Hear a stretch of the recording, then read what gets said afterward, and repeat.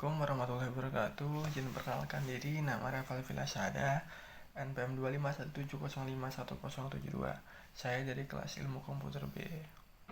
Video ini ada bertujuan untuk mengerjakan proyek UTS dan menjelaskan bagaimana CPU dan sebagainya.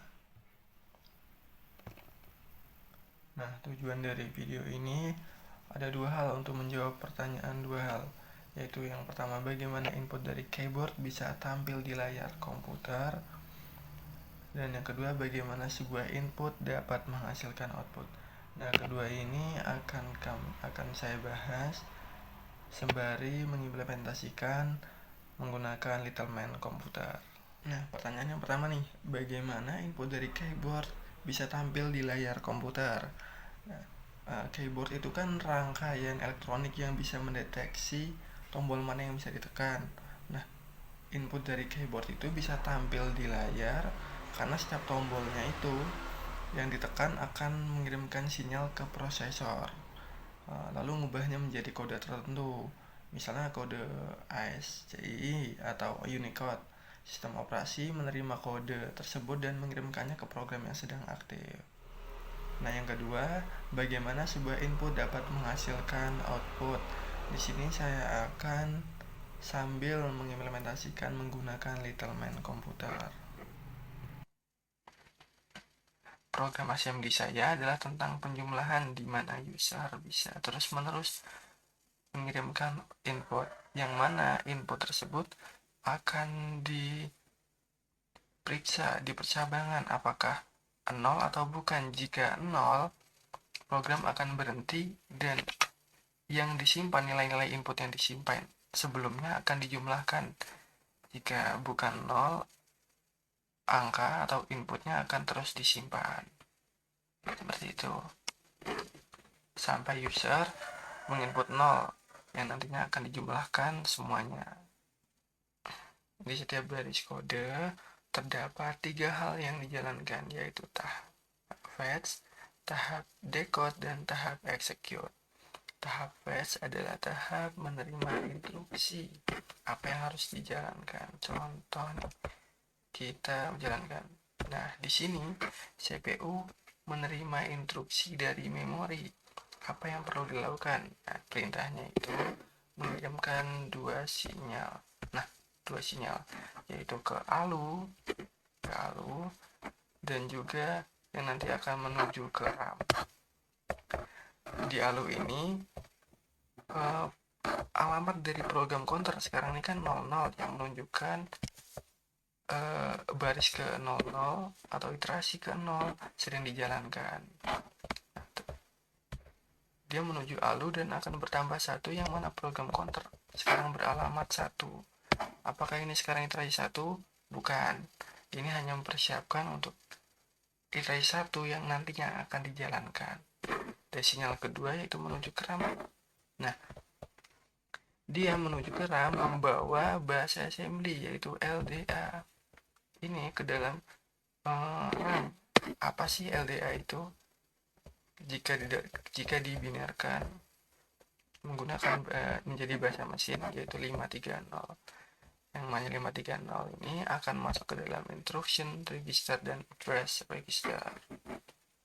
Nah, CPU sudah mendapatkan bahasa mesinnya. Tahap selanjutnya adalah tahap execute, tahap eksekusi. Nah, CPU sudah paham nih apa yang perlu dilakukan.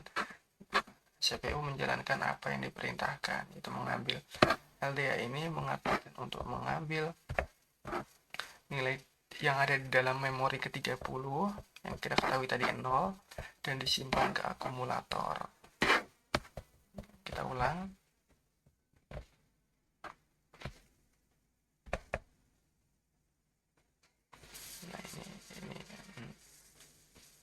Nah ini 30 diambil nih ke akumulator, hasilnya tetap 0.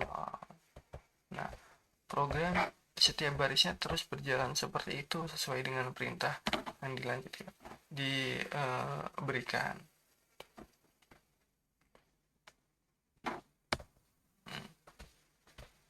Kita ketahui nih di iterasi ketiga gitu ya, Jadi iterasi ketiga itu input. Nah, user diminta masukkan input. Nah, di sini angka 2 ini akan diperiksa apakah dia 0 atau bukan.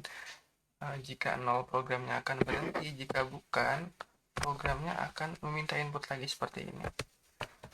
Nah, cerita 3. Mungkin kita cepatkan. Nah, dia akan terus berjalan dan meminta input lagi. Kita masukkan 4 tadi, berarti 2 tambah 3 tambah 4 sekarang berarti 9 ya. Coba kita 0 sekarang. Nah, 0 ini untuk berhenti sekaligus untuk menghitung semua yang sudah disimpan. Masing-masing dari input yang diminta akan disimpan. Yang hasilnya adalah 7 dan 2 dan 9. Nah, selanjutnya saya akan membahas tentang CPU dan sebagainya. Yang pertama ada struktur dan fungsi CPU 8 bit. Yang pertama ada Arithmetic Logic Unit, yaitu atau ALU.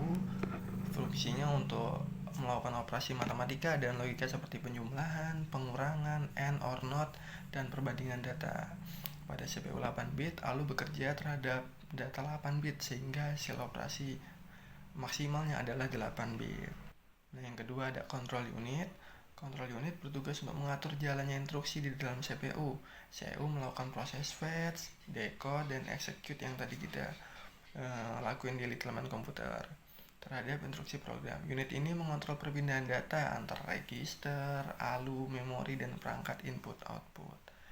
Dan selanjutnya ada register. Register adalah memori berkecepatan tinggi yang berada di dalam komputer. Contoh register pada CPU itu tuh kayak akumulator, program counter, instruction register, memori address register, memori buffer register. Yang terakhir ada bus internal. Bus internal digunakan sebagai jalur komunikasi antar komponen CPU. Biasanya terdiri dari ada data bus, ada address bus, ada control bus. Yang mana data bus itu dia ngebawa data, terus ada address yang bawa alamatnya, memorinya. Yang ketiga ada control yang ngirim sinyalnya.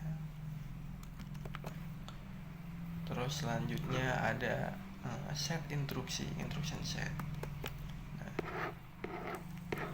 yang pertama ada data transfer, digunakan untuk memindahkan data. Terus ada arithmetic operation, digunakan untuk operasi matematika. Ada logical operation, digunakan untuk operasi logika biner. Dan control operation digunakan untuk percabangan dan perulangan program. Terus selanjutnya ada penyajian data pada CPU 8 bit. Nah, ada macam-macam penyajian data pada CPU 8 bit. Ada menggunakan bilangan unsigned seperti 0 sampai 255. Terus ada bilangan signed min 128 sampai 127. Terus ada karakter ASCII, ada data heksadesimal, ada instruksi mesin, macam-macam. Terus yang selanjutnya ada teknik atau mode pengalamatan.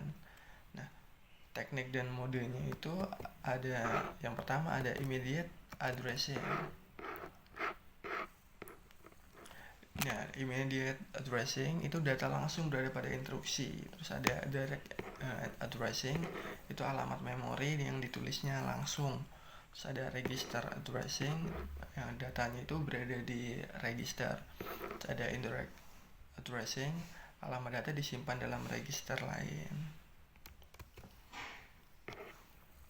Nah, ada sistem operasi pada CPU.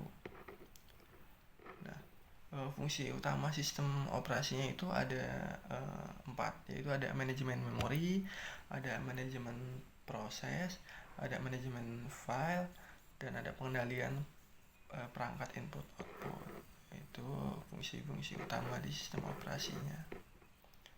Dan juga pada embedded system, sistem operasi yang digunakan biasanya berupa RTOS, yaitu Real Time Operating System. Baik, sekian penjelasan dari saya. Saya akhiri, wassalamualaikum warahmatullahi wabarakatuh.